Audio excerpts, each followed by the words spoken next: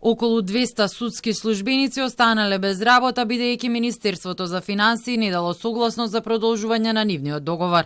Председателот на Судскиот совет Александар Камбовски вели дека станува збор за судски службеници од целата држава чии договор им истекол на 31 март, а без потребниот кадар не може да има зајакнување на судството.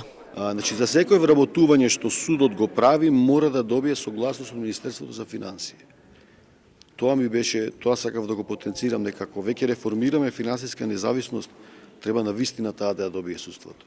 А не за секој едно вработување, зборувам од судски полицаец до до шеф на оделение некое, ние мора да добиваме согласност. И тоа оди бавно, некогаш не добиваме согласност и доаѓаме во ситуација да имаме алармантен недостиг од помошен кадар во судовите. А судската власт не ги добива ни определените 0,8% од буџетот кој им следуваат согласно законот, туку само 0,38%. Секоја година има се повеќе предмети, а помалку кадар, вели председателот на Сдруженијето на суди Иван Џолев.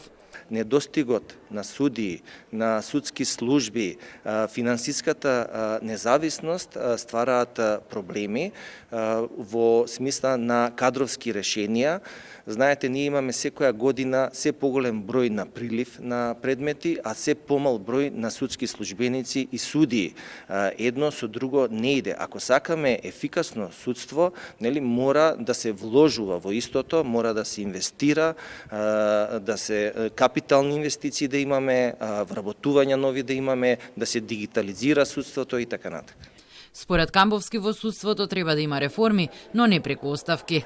А доколку сакаме на вистина некоја реформа да направиме, реформата се прави на друг начин, со промена на законот, со намалување на мандат, со депрофесионализација на судски совет, на обвинителски совет, а само персонални промени тоа нема ништо.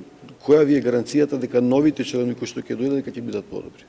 Џолев додава дека Сдруженијето на суди се става на располагање за спроведување на реформите во правосудниот систем и очекува активно да бидат вклучени во носењето на закони за подобрување на состојбите.